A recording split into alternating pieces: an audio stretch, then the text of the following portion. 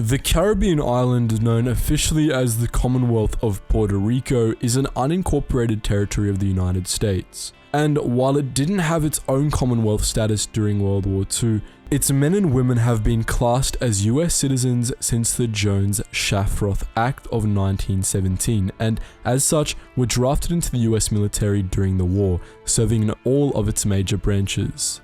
The draft was, well, a draft, and many Puerto Ricans wanted nothing to do with the war. Though, in that same breath, many did, and volunteers or not, the territory attributed more than its fair share of war heroes to the Allied cause. But Puerto Rico's involvement didn't end there, and in this video, we're going to discuss the territory's major contributions to the Allied victory in the Second World War, aiming to revive the stories of a people who packed a far harder punch than most of us contemporary folk might realize.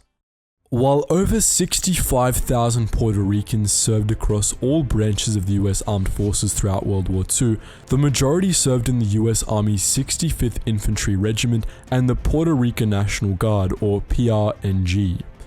Before Pearl Harbor and America's declaration of war, the PRNG was already dressing for war, making ready the 295th and 296th Infantry Regiments, which were each around 1,360 strong at the time. While the PRNG's numbers grew, many of its men were assigned to the 65th Infantry Regiment, and after America's declaration of war, many Puerto Ricans living on the island territory and the US mainland started filling the ranks of the 65th, other units in the US Army, and other branches of the US Armed Forces directly. The 65th Infantry Regiment was a racially segregated unit comprised mostly of white Puerto Ricans, and the unit was assigned to Panama in 1943, where it was tasked with protecting the Panama Canal before beginning its journey to France via North Africa and Italy in March 1944. As for the 295th and 296th Infantry Regiments of the PRNG, they undertook surveillance and monitoring operations in Puerto Rico and reinforced the 65th's and other regular US Army units operations elsewhere in the Caribbean. And when the 65th ventured to France, the troops of the PRNG either replaced the 65th in the Caribbean or followed them to Europe. The 65th, bolstered by men from the PRNG, landed in France on the 22nd of September 1944, and by mid-December, the 65th were fighting the Germans in the Pierre Cava and the Maritime Alps. The unit defeated the German 34th Infantry Division's 107th Infantry Regiment, but for their victory, they suffered 47 casualties. After the Maritime Alps, the 65th was sent to Mannheim, Germany, where it handled occupation duties such as anti-sabotage missions. Here, it took a further 23 casualties. The 65th then participated in some of the other Allied campaigns in Europe before leaving home in November 1945. William Feliciano Ruiz was in a cannon company in the 65th Infantry Regiment. Surviving the war, he published a short article about his time in the Maritime Alps, writing, "As we were climbing that narrow and tortuous road with several feet of snow on the hillsides, we began to listen to the clatter of machine guns and the explosions of artillery. We positioned our cannons at around 5 o'clock in the afternoon, and had the assignment of shooting the first 45-pound bullet at the Germans. We began in that war theatre with temperatures reaching below zero and with no previous combat experience. Our primary mission was to have continuous shifts of cannon firing night and day aimed at the Germans who were entrenched in Fort Forza in the Piedra Cave area, and give support to the infantrymen of the 3rd Battalion.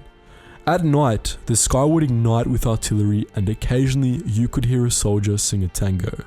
Puerto Ricans who joined regular units of the US Army, not the PRNG or racially segmented 65th Infantry Regiment, fought in Europe as well, notably in the Battle of Normandy and the Battle of the Bulge. Frank Bonilla, for instance, born in New York City to Puerto Rican parents, fought on the front lines in the Battle of the Bulge for almost a month, ending up in a hospital in France, where they treated an ab injury he sustained in the battle. He received a Silver Star and a Purple Heart for his actions. While neither a part of the Normandy landings or the Battle of the Bulge, Puerto Rican Agustin Ramos Calero received the Silver Star for his bravery in the Battle of the Colmar Pocket in Alsace, France, between the 20th of January and the 9th of February 1945.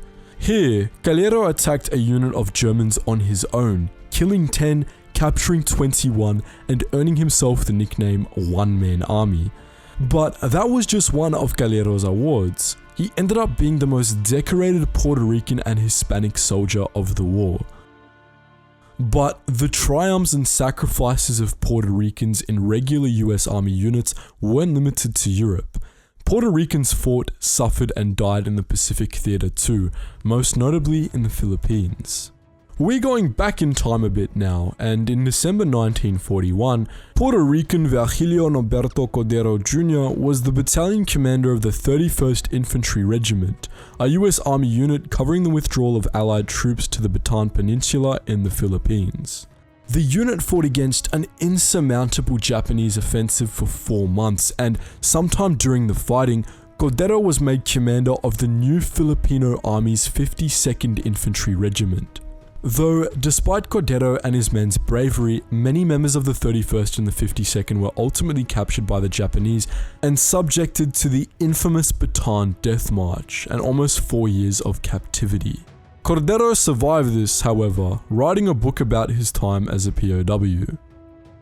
Serving in the US Army Air Force, Puerto Ricans had the pleasure of fighting in other theaters and fronts too. Jose Antonio Muniz, for instance, flew in the China-Burma-India theater, engaging in 20 combat missions against the Imperial Japanese Air Force, and other Puerto Rican pilots, such as Alberto Ainido, served in not only the US Army Air Forces, but the Royal Canadian Air Force and British Royal Air Force as well. The same goes for the Puerto Ricans in the US Navy. Throughout World War II, Marion Frederic Ramirez de Arellano became the first ever Hispanic submarine commander in the US Navy. In December 1941, Arellano was but a division officer on the USS Pickerel, which sunk the Japanese vessel Kanku-Maru near the Philippines. Still in the Pickerel, Arellano was awarded a Silver Star and a Legion of Merit for contributing to the sinking of 2 Japanese freighters and the damaging of another.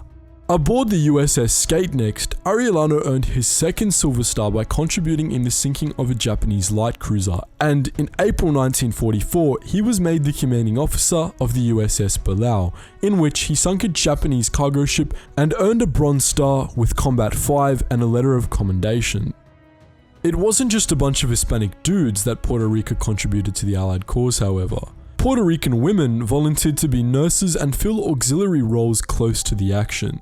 The US Army Nurse Corps assigned 8 Puerto Rican nurses to the US Army post at San Juan and a further 5 to the hospital at Camp Tortuguero, also on Puerto Rico. Throughout the war, Carmen Lozano Dumla became the first female Puerto Rican officer in the US Army. After serving as a 2nd lieutenant in the Rodriguez General Hospital in San Juan, she worked at Camp Tortuguero, and she was then sent to Trinidad and Tobago, another Caribbean island, where she tended to soldiers returning from Normandy. As for auxiliary roles, there was a Puerto Rican company in the Women's Army Auxiliary Corps, or WAAC, though a second Carmen Contreras Bozak, was the first Puerto Rican and Hispanic woman to join the WAAC. This was under the 149th WAAC Post Headquarters Company, which served overseas, notably in North Africa. Back in Puerto Rico, the US Army Air Force established a vital base at Punta Borinquen, deemed Borinquen Army Airfield, to which many Army Air Force units, including various composite wings, bombardment units, tactical reconnaissance squadrons, and Antilles Air Command, were assigned. The island territory also became the site of US Naval Station Roosevelt Roads, which was supposed to be the Pearl Harbor of the Atlantic, though it was sort of abandoned after Germany surrendered to the Allies and the US gave all their attention on the Pacific Theater and the Japanese. Hopefully we've convinced you that Puerto Rico played a much larger role in World War II than many might realize. At the end of the day, Puerto Ricans fought and died for the United States and the Allies, sticking it to the Germans in Europe and giving the Japanese a rough time in the Pacific. And Puerto Rican sacrifice is not something that should ever be swept under the rug. But what are your thoughts? Do you think Puerto Rico's contribution to the Allied cause are underrated? Do you have any stories about Puerto Ricans in World War II you'd like to share in the comments? And to the Puerto Ricans in the audience, do you have any family stories you'd be comfortable sharing? We would love it if you share these and other thoughts in the comment section below. And as for the reasons why many Puerto Ricans volunteered to fight and the racial discrimination many Hispanics faced during their service, well, those are topics for another video. And just before we go guys, please make sure you check out the links in the description below. If you want to join our Discord, you get access to the sources we use for each and every video. We post it there on a weekly basis. We also do polls on a weekly basis where we discuss different topics. And if you want to help support the channel more than you already are by watching this video, please do check out the Patreon. If you do decide to donate, you get access to a special behind the scenes Discord where you can see how myself and my team work. Anyways guys, as always, thank you so much for watching and I hope you learned something new.